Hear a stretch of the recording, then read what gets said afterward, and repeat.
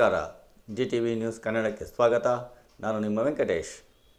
ರಾಮನಗರದ ಜಿಲ್ಲಾ ಪಂಚಾಯತ್ ಸಭಾಂಗಣದಲ್ಲಿ ಜಿಲ್ಲಾ ಕಾನೂನು ಸೇವೆಗಳ ಪ್ರಾಧಿಕಾರ ರಾಮನಗರ, ಜಿಲ್ಲಾ ನ್ಯಾಯಾಂಗ ಔಟ್ಲೋವೆಡ್ ಇಂಡಿಯಾ ಫೌಂಡೇಶನ್ ಬೆಂಗಳೂರು, ವಕೀಲರ ಸಂಘ ರಾಮನಗರ ಇವರ ಸಂಯುಕ್ತ ಆಶ್ರಯದಲ್ಲಿ ಅರೆಕಾಲಿಕ ಕಾನೂನು ಸ್ವಯಂ ಸೇವಕರಿಗೆ ತರಬೇತಿ ಕಾರ್ಯಾಗಾರವನ್ನು ಆಯೋಜಿಸಲಾಗಿತ್ತು. ಈ ಕಾರ್ಯಾಗಾರದಲ್ಲಿ ಕುಮಾರಿ LN ನಿಹಾರಿಕಾ ನಾಯ್ಡು ಹಾಗೂ ಕುಮಾರಿ ಶಮಾ ಡಿ ರವರುಗಳು ತರಬೇತಿದಾರರಿಗೆ ಕಾನೂನಿನ ಬಗ್ಗೆ ತರಬೇತಿಯನ್ನು ನೀಡಿದರು. ಔಟ್ಲಾಡ್ ಜೊತೆ ಕೆಲಸ ಮಾಡ್ತಾ ಇದ್ದೀನಿ.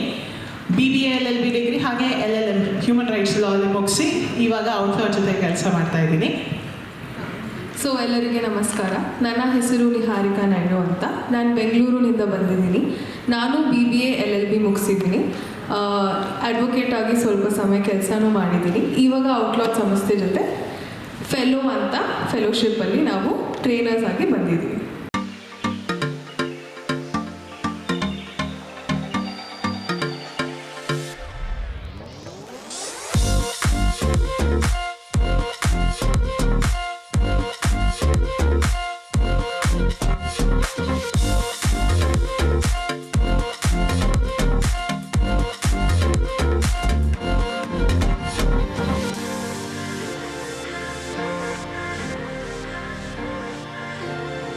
ಡ್ರಾಫ್ಟಿಂಗ್ ಕಮಿಟಿ ಇಂಡಿಪೆಂಡೆನ್ಸ್ ಮುಂಚೆನೆ ಸಂವಿಧಾನ ಹೇಗಿರಬೇಕು ಹೇಗಿರ್ಬೇಕಂತ ಅವರೆಲ್ಲ ಬರೆದಿದ್ದಾರೆ, ಡ್ರಾಫ್ಟ್ ಮಾಡೋಕ್ಕೆ ಶುರು ಮಾಡಿದ್ದಾರೆ. ಸೊ ಇದೆಲ್ಲ ಯಾಕೆ ಬರೆದಿದ್ದಾರೆ? ಭಾರತದ ಸಂವಿಧಾನ ಅತಿ ದೊಡ್ಡ ಸಂವಿಧಾನ ಅಂತ ಕರಿತೀವಿ, ಮತ್ತೆ ಬರ್ದಿರೋ ಅಂತ ಒಂದು ಸಂವಿಧಾನ ಅಂತ ಯಾಕೆ ಬರೆದಿದ್ದಾರೆ? ಈ ತರ ಕಿವಿ ಮಾತಿನಿಂದ ಅದು ಚೇಂಜ್ ಆಗಬಾರ್ದಂತ ಬರೆದಿದ್ದಾರೆ. ಸಂವಿಧಾನ ಅಂದ್ರೆ ಏನು? ಕಾನ್ಸ್ಟಿಟ್ಯೂಷನ್, ಓಕೆ, ಡಾಕ್ಯುಮೆಂಟ್, ದಾಖಲೆ ಅಂತ ಕರೆಯುವುದು. ಒಂದು ದೊಡ್ಡ ರೂಲ್ ಬುಕ್ ಅಂತ ಕರೆಯೋಣ. ಓಕೆ, ಸೊ ನಿಯಮಗಳ ಒಂದು ದೊಡ್ಡ ಬುಕ್ ಅಂತ ಕರೆಯೋಣ. ಸೊ ಇಲ್ಲಿ ಈ ಸಂವಿಧಾನದಲ್ಲಿ ಏನೇನು ಆಗಬೇಕು, ನಮ್ಮ ದೇಶದಲ್ಲಿ ಹೆಂಗೆ ಏನೇನು ಆಗಬೇಕು, ಯಾವ ಥರ ಸಮಾನತೆ ಹಕ್ಕುಗಳಿರಬೇಕು ಅಂತ ಬರೆದಿದ್ದಾರೆ. ಯಾಕೆ ಬರೆದಿದ್ದಾರೆ ಸಂವಿಧಾನನ? ಹೋರಾಟ ಮುಂಚೆ, ಲೈಕ್ ಇಂಡಿಪೆಂಡೆನ್ಸ್ ಸ್ವತಂತ್ರ ಮುಂಚೆ ಸಂವಿಧಾನ ಇರಲಿಲ್ಲ ಅಲ್ಲ. ಯಾಕೆ ಸಂವಿಧಾನ ಬರೆದಿದ್ದಾರೆ? ಎಲ್ಲರಿಗೂ ಸಮಾನತೆ ಹಕ್ಕುಗಳು ಸಿಗ್ಬೇಕಂತ ನಮ್ಮ ಹೋರಾಟಗಾರರು ಸಂವಿಧಾನನ ಡ್ರಾಫ್ಟ್ ಮಾಡಿದ್ದಾರೆ ಅಂತ ಅರ್ಥ. ಸೊ ಇನ್ನೊಂದು ಎಕ್ಸಾಂಪಲ್ ಕೊಡ್ತೀನಿ, ಉದಾಹರಣೆ ಕೊಡ್ತೀನಿ. ಇವಾಗ ಸಂವಿಧಾನ ಹೆಂಗಂತ ಅರ್ಥ ಮಾಡ್ಕೊಳ್ಳೋಣ. ನಮ್ಮ ಮನೆಗಳಲ್ಲಿ ಸ್ವಿಚಸ್ ಎಲ್ಲ ಇರುತ್ತಲ್ಲ, ಸ್ವಿಚ್ ಬೋರ್ಡ್ ಇರುತ್ತೆ, ಮಿಕ್ಸಿಗೆ ಸ್ವಿಚ್ ಬೇಕು, ಫ್ಯಾನ್ಗೆ ಬೇಕು, ಲೈಟ್ಗೆ ಬೇಕು. ಆದರೆ ಒಂದು ಫ್ಯೂಸ್ ಬಾಕ್ಸ್ ಅಂತ ಇರುತ್ತಲ್ಲ ಮನೆಯಲ್ಲಿ, ಆ ಫ್ಯೂಸ್ ಬಾಕ್ಸ್ ಆನ್ ಮಾಡಿಲ್ಲ ಅಂದರೆ ಈ ಸ್ವಿಚ್ಗಳೆಲ್ಲ ಕೆಲಸ ಮಾಡುತ್ತಾ? ಸೊ ಸಂವಿಧಾನ ಫ್ಯೂಸ್ ಬಾಕ್ಸ್ ಥರ. ಓಕೆ, ನಮ್ಮ ಕಾನೂನುಗಳು ಸ್ವಿಚಸ್ ಥರ. ಸೊ ಕಾನೂನುಗಳಿಗೆ ಸಂವಿಧಾನ ಆ ಪವರ್ನ ಕೊಡುತ್ತೆ. ಏನೆಲ್ಲ ಮಾಡಬೇಕು, ಏನೆಲ್ಲ ಮಾಡಬಾರ್ದು, ನಮ್ಮ ಜನರಿಗೆ ಯಾವ ಥರ ಹಕ್ಕುಗಳೆಲ್ಲ ಇದೆ ಅಂತ ನಮ್ಮ ಸಂವಿಧಾನದಲ್ಲಿ ಬರೆದಿದ್ದಾರೆ. ಕ್ಲಿಯರ್? ಸೊ ಸಂವಿಧಾನ ಅಂದ್ರೆ ಏನು? ಕರೆಕ್ಟ್, ಅದು ಕಾನೂನು ಶಬ್ದದಲ್ಲಿ. ಕಾಮನ್ ಮ್ಯಾನ್ ವರ್ಡ್ಸ್ ಅಲ್ಲಿ ಒಂದು ದೊಡ್ಡ ರೂಲ್ ಬುಕ್, ನಮ್ಮ ಇಡೀ ದೇಶದಲ್ಲಿ ಅತಿ ದೊಡ್ಡ ಸಂವಿಧಾನ ಅಂತ ಕರಿತೀವಿ.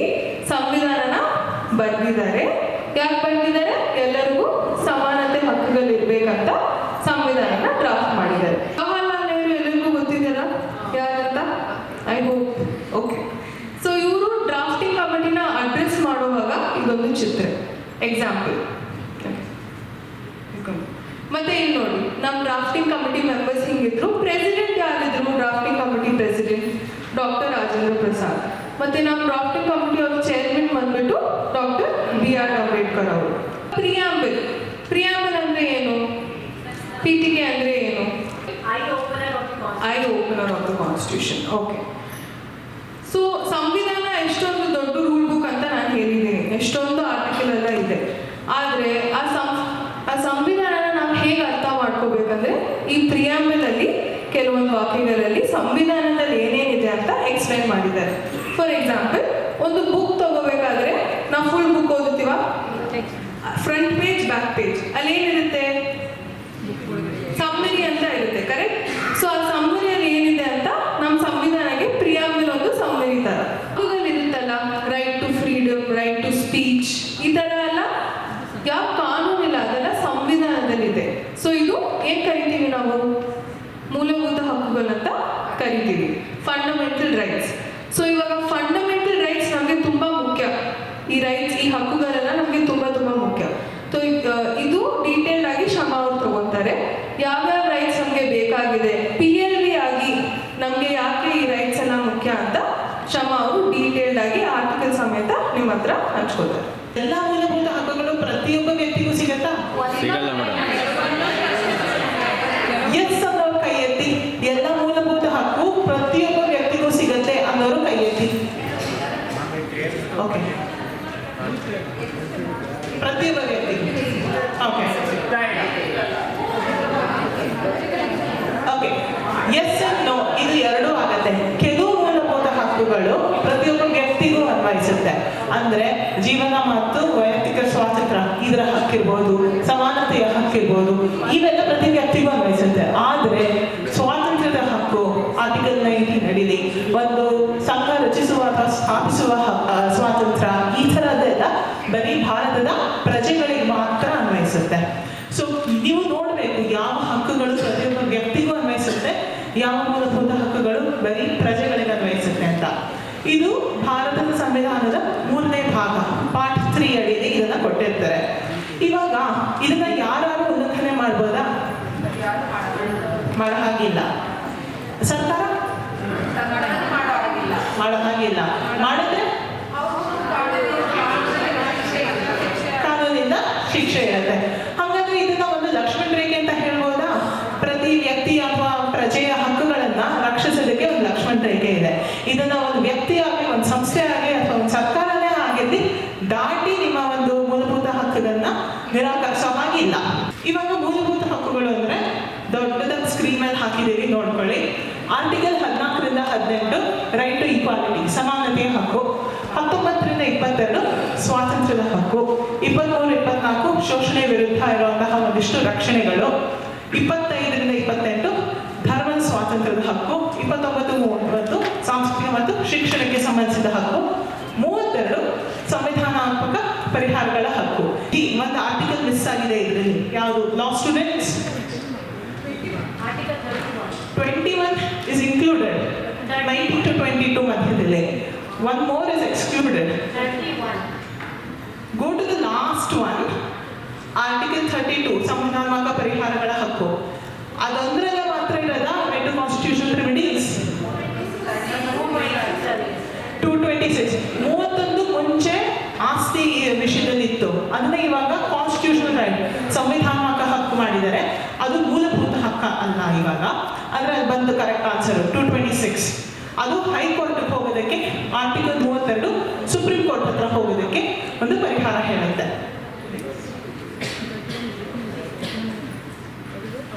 ಈಗ ಆರ್ಟಿಕಲ್ 14ರಿಂದ 18 ಹೋದ್ರೆ, ಆರ್ಟಿಕಲ್ 14 ಏನ್ ಹೇಳುತ್ತೆ ಯಾರು ಗೊತ್ತಾ? ಸಮಾನತೆಯ ಹಕ್ಕುಗಳು ಅಂತ ಹೇಳಿದೆ. ಸೊ ಸಮಾನತೆಯ ಹಕ್ಕು ಅಂದ್ರೆ ಏನು?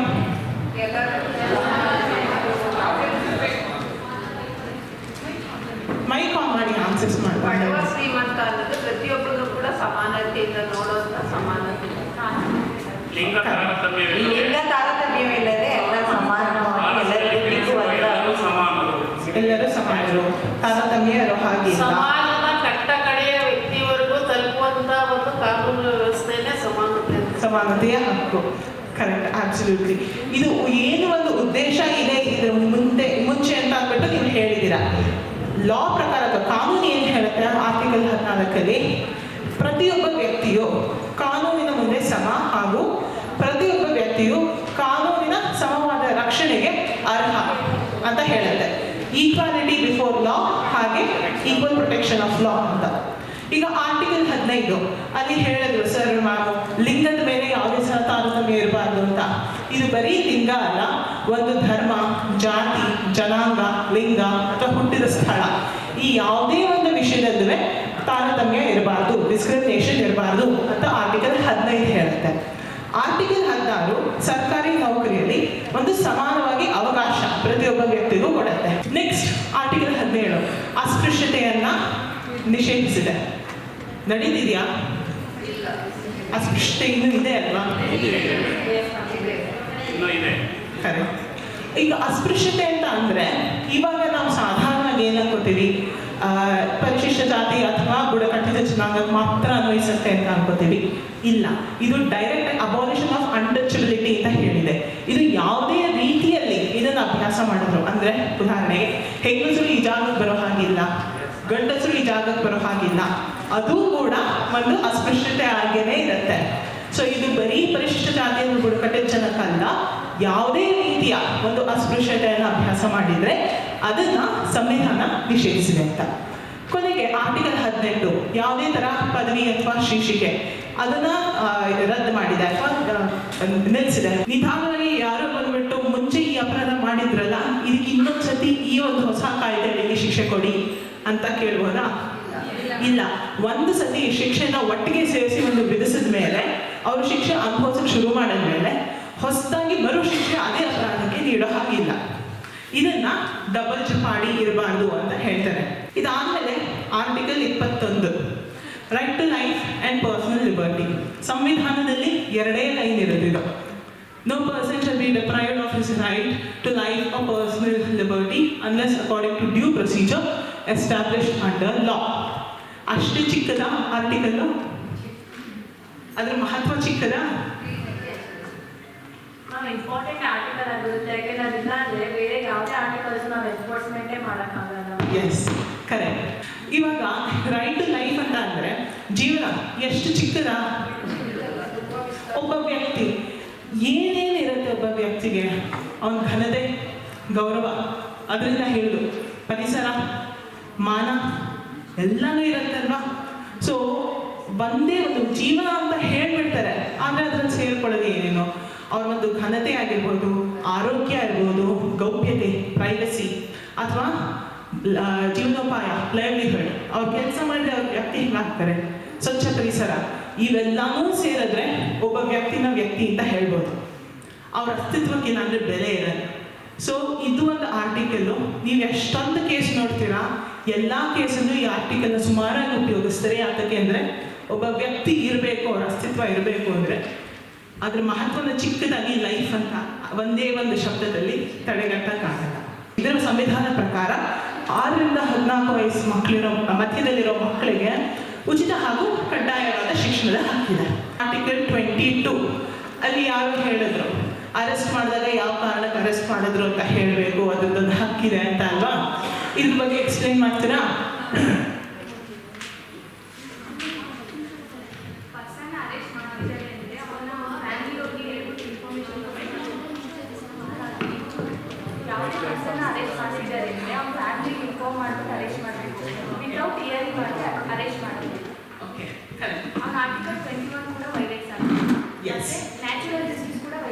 ಎಸ್, ನ್ಯಾಚುರಲ್ ಜಸ್ಟಿಸ್ ಕೂಡ ಹೈಲೈಟ್ ಆಗುತ್ತೆ. ಇದು ಬಂಧನದ ವಿಷಯದಲ್ಲಿ ವ್ಯಕ್ತಿಗಳಿಗೆ ಕೊಡುವ ಒಂದು ರಕ್ಷಣೆ. ಅಂದರೆ ಅವರು ಬಂಧನದ ಸಮಯದಲ್ಲಿ, ಅರೆಸ್ಟ್ ಮಾಡುವ ಸಮಯದಲ್ಲಿ ಯಾವ ಕಾರಣಕ್ಕೆ ಅವರನ್ನು ಅರೆಸ್ಟ್ ಮಾಡ್ತಿದ್ದಾರೆ ಅಂತ ಅವರಿಗೆ ತಿಳಿಸಿ, ಅವ್ರು ಅರೆಸ್ಟ್ ಮಾಡಿದ 24 ಗಂಟೆ ಕಾಲದ ಒಳಗೆ ನ್ಯಾಯಾಲಯದ ಮುಂದೆ ಅವರನ್ನು ಹಾಜರುಪಡಿಸಿ, ಅವ್ರು ಈ ಥರ ಅರೆಸ್ಟ್ ಆಗಿದ್ದಾರೆ ಅನ್ನೋ ವಿಷಯನ ಅವ್ರ ಕುಟುಂಬದವರಿಗೆ ತಿಳಿಸಿ, ಅವ್ರು ಯಾವುದೇ ಒಬ್ಬ ಒಂದು ವಕೀಲರ ಹತ್ರ ಮಾತಾಡಬೇಕು ಅಂದರೆ ಆ ವಕೀಲರ ಜೊತೆ ಮಾತಾಡೋ ಅವಕಾಶ ಮಾಡಿಕೊಟ್ಟು ಅವರಿಗೆ ಯಾವುದೇ ಥರ ನಿಷ್ಪಕ್ಷಪಾತವಾಗಿ ಒಂದು ತನಿಖೆ ಮಾಡೋದಾಗಲಿ ಅಥವಾ ಕೋರ್ಟದ ಒಂದು ಕ್ರಮಗಳಿರಬಹುದು, ಅವೆಲ್ಲ ಒಂದು ನಿಷ್ಪಕ್ಷಪಾತವಾಗಿರಬೇಕು. ಇವೆಲ್ಲ ಒಂದಿಷ್ಟು ಒಬ್ಬ ಬಂಧಿತನಾಗಿರೋ ವ್ಯಕ್ತಿಗೆ ಕೊಟ್ಟಿರುವಂತಹ ರಕ್ಷಣೆಗಳು. ಆರೋಪದ ಹಿನ್ನೆಲೆಯಲ್ಲಿ ಬಂಧಿತ ಒಬ್ಬ ವ್ಯಕ್ತಿಯನ್ನ ವಿಚಾರಣೆ ಮಾಡದೆ ಹಲವು ವರ್ಷಗಳು ಬಂಧನದಲ್ಲಿಡೋದಕ್ಕೆ ನಮ್ಮಲ್ಲಿ ಅವಕಾಶ ಇದೆಯಾ? ಇಲ್ಲ, ನಡೀತಾ ಇದೆಯಲ್ಲ? ನಡೆಯುತ್ತೆ. ಅನ್ಯಾಯ ದಿನ ನಡೆಯುತ್ತೆ. ಅದಕ್ಕೆ ನ್ಯಾಯ ಕೊಡಿಸ್ಬೇಕು ಅಂತ ಇರೋದೇ ನೀವುಗಳಲ್ವಾ? ಆರೋಪಿತ ಅಂತ ಬಂಧನದಲ್ಲಿದ್ದವರು 7 ವರ್ಷ ಆದರೂ ಕನಿಷ್ಠ ಅದನ್ನು ವಿಚಾರಣೆ ಇಲ್ಲದೆ ಇರೋದಾದ್ರೆ, ವಿಚಾರಣೆ ಇಲ್ಲದೆ ಮಾಡಿದ್ರೆ ನೀವು ಕೇಸ್ ಹಾಕೋದು. ವಿಚಾರಣೆ ನಡೆದು ಕೋರ್ಟ್ ನಡೀತಿದೆ, ಅವರು ಅಂಡರ್ ಟ್ರಯಲ್ ಪ್ರಿಸನರ್ಸ್ ಅಂತಾರೆ. ಕೇಸ್ ನಡೀತಾ ಇರೋ ಸಮಯದಲ್ಲಿ ಅವರು ಬಂಧಿತರಾಗಿರ್ತಾರೆ, ಅದು ನಡೀಬಹುದು.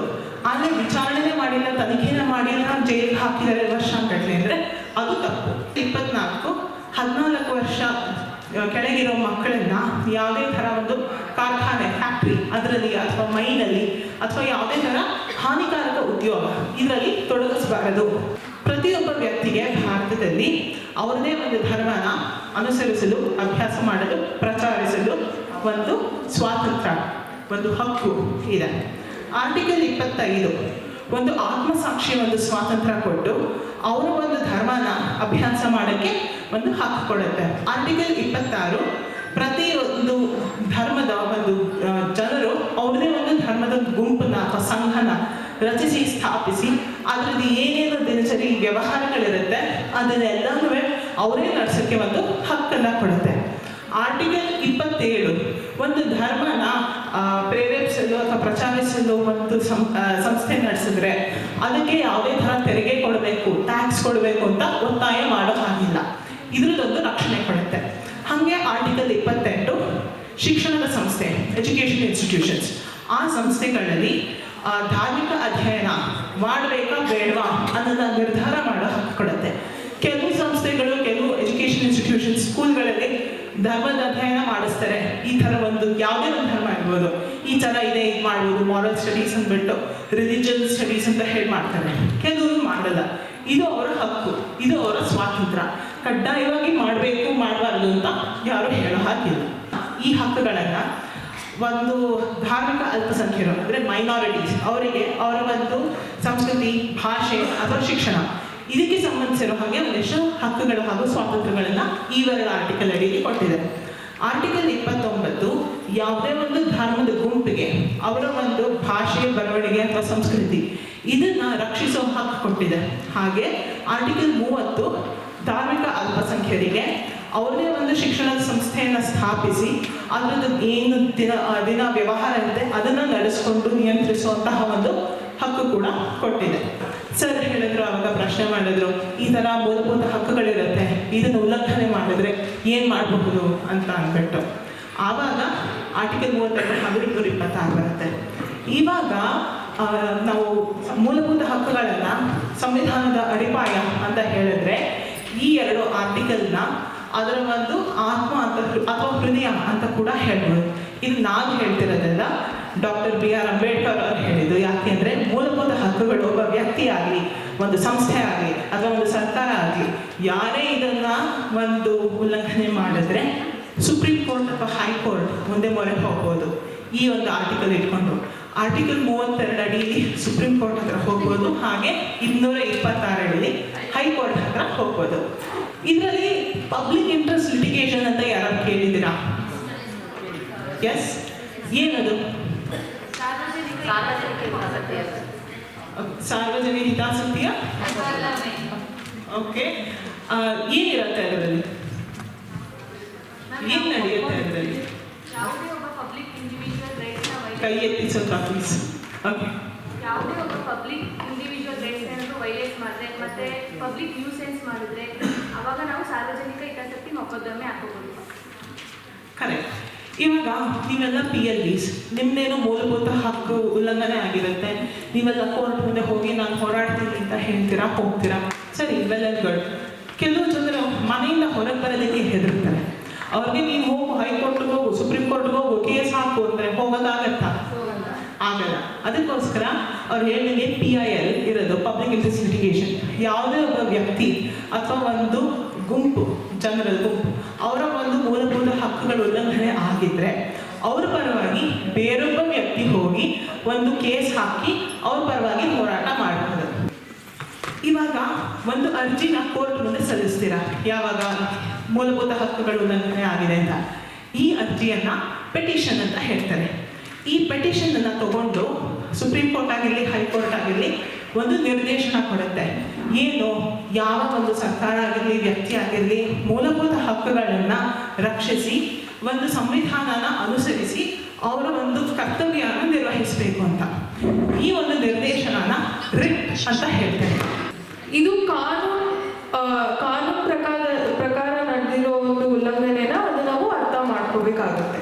ತುಂಬ ಪ್ರಾಬ್ಲಮ್ಸ್ ನಡೆಯುತ್ತಲ್ಲ ನಮ್ಮ ಸೊಸೈಟಿಯಲ್ಲಿ, ನಮ್ಮ ಸಮುದಾಯದಲ್ಲಿ ತುಂಬ ಥರ ಇಶ್ಯೂಸ್ ನಡೆಯುತ್ತೆ. ಬಟ್ ಇದು ಕಾನೂನು ಉಲ್ಲಂಘನೆ ನಡೆದಿದೆಯಾ ಅಂತ ನಾವು ಫಸ್ಟ್ ಅದನ್ನ ಅರ್ಥ ಮಾಡ್ಕೋಬೇಕಾಗುತ್ತೆ. ಸೊ ಅದಕ್ಕೆ PCGL ಅಂತ ಒಂದು ಆಕ್ಟಿವಿಟಿ ಮೂಲಕ ನಿಮಗೆ ಅರ್ಥ ಮಾಡಿಸ್ತೀವಿ ನಾವು. P ಬಂದ್ಬಿಟ್ಟು ಪೊಲೀಸ್ ಅಂತ ಕರಿತೀವಿ, C ಎಲ್ ಅಂದರೆ ಲಾ. ಯಾರ್ಯಾರು ಸಮಸ್ಯೆ ಇಲ್ಲದೆ ಇರೋರು ಇದ್ದಾರ ವ್ಯಕ್ತಿ? ಯಾರ್ಯಾರು ಪರಿಚಯ ಇದೆಯಾ?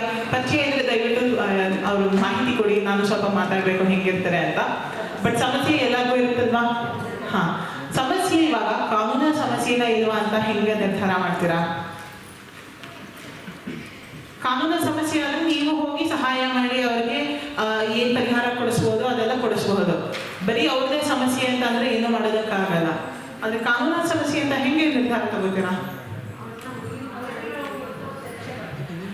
PCGL ಅದರಲ್ಲಿ ಬರೋದು.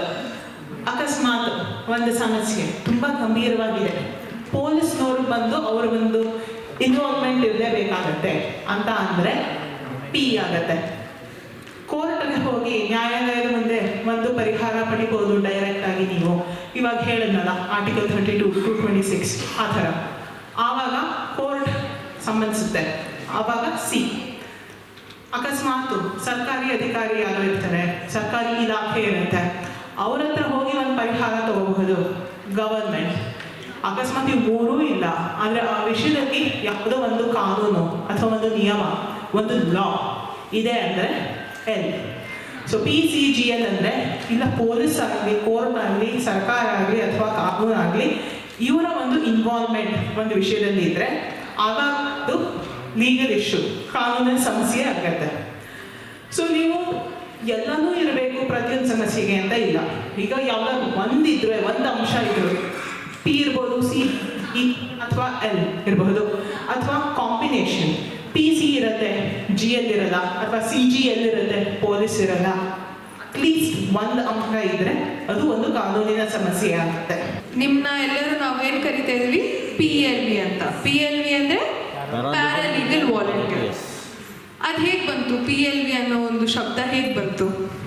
ಈಗ ಯಾಕೆ ಲೀಗಲ್ ಅಲ್ಲಿ ಹೋಗಿ ಈಗ ಲೀಗಲ್ ಜಸ್ಟಿಸ್ ಪಡ್ಕೊಳ್ಳೋಕೆ ಕೇಪಬಲ್ ಆಗಿರಲ್ಲ, Okay. ಅವ್ರಿಗೆ ಇದ್ರೆ ಫ್ರೀ ಲೀಗಲ್ ಸರ್ವಿಸ್ ಕೊಡ್ತಾರೆ ಅಂತ ಅವೇರ್ನೆಸ್ ಕ್ರಿಯೇಟ್ ಮಾಡೋದಕ್ಕೆ. ಉಚಿತವಾದ ಕಾನೂನು ಸೇವೆಗಳಂತ ಕರಿಬೋದು.